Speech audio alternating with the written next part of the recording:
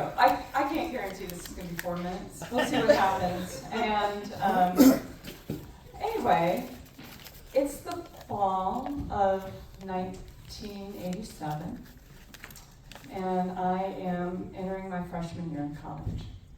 And I've gone off to the prairie of Minnesota to a small private liberal arts Lutheran college. No, not that one. I know you're thinking about that one, but no, this was another one that you have not heard of.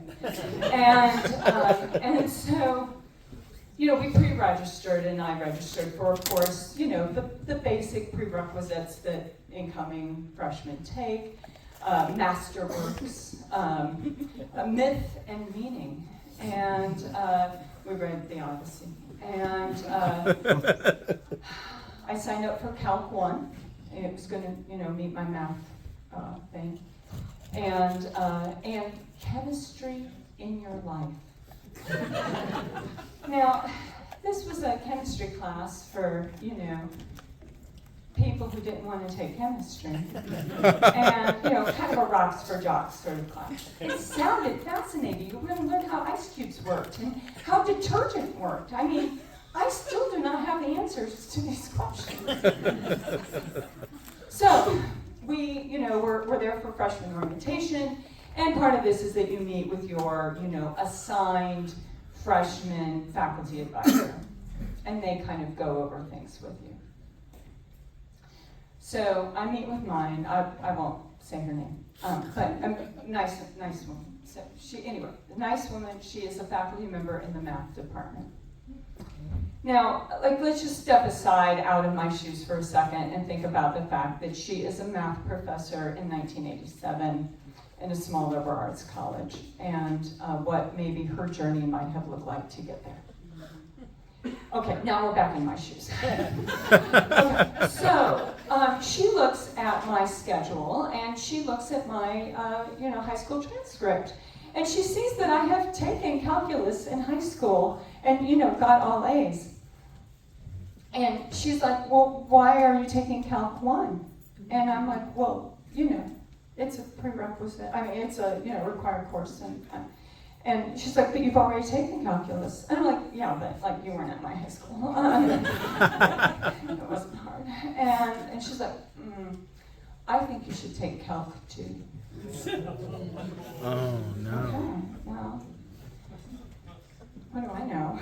And then she looks at my chemistry, and she's like, you're taking chemistry in your life. And I'm like, yeah. And she's like, You've had 2 years of chemistry in high school. You took advanced chemistry in high school, and you got all A's. I don't think that you should. I think you should take regular chemistry, and everybody does.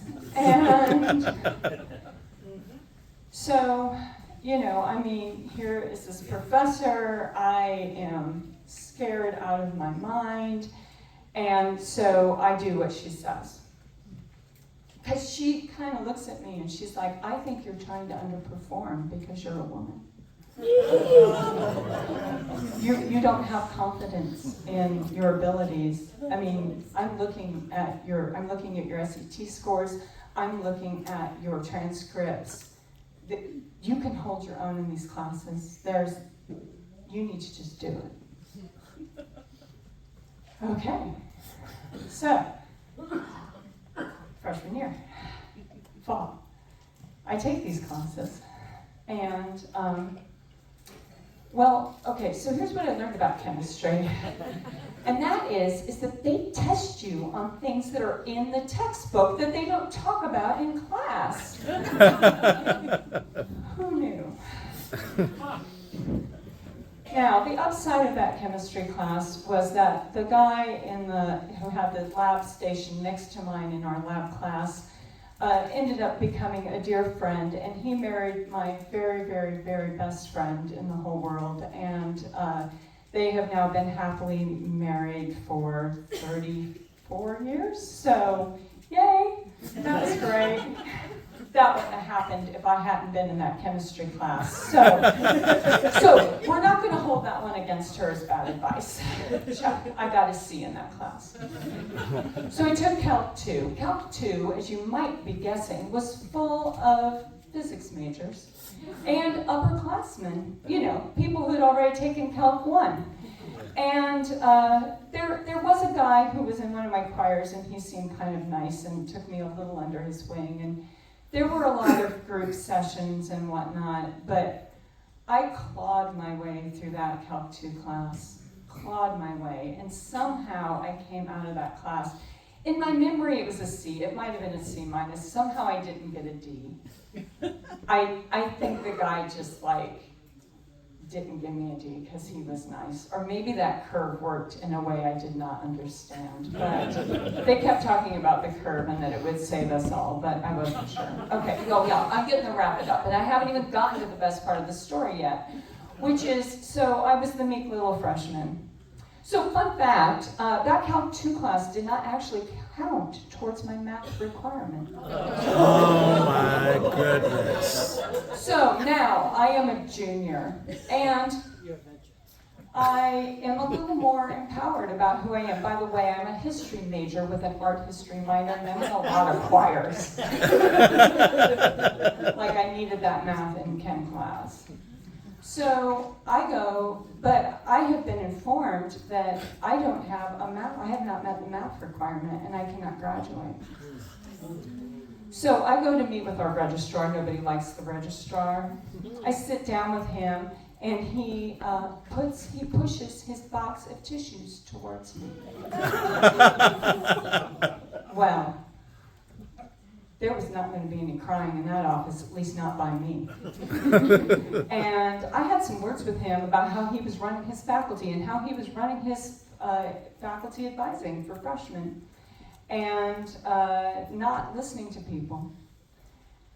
It was probably inappropriate, but I had some words. So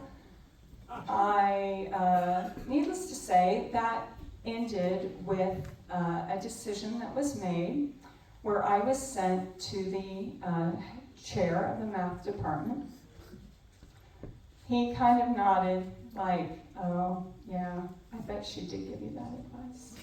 But I'm looking at you and I can tell you were an artsy girl and this was not the way to go. So I spent fall of my junior year every, it was Tuesday mornings, going to his office while he smoked cigarettes and drank cherry Coke. And I took quizzes and learned things about the history of mathematics that would fulfill my math requirement. So, what did I learn about this bad advice? I think similar to one of our earlier speakers is to kind of trust about who you are and not always trust the advice you're being given. But once again, it probably wasn't terrible advice, and is it the advice I would probably give a young woman? Maybe. So that's where we are. Thank you. Sorry for the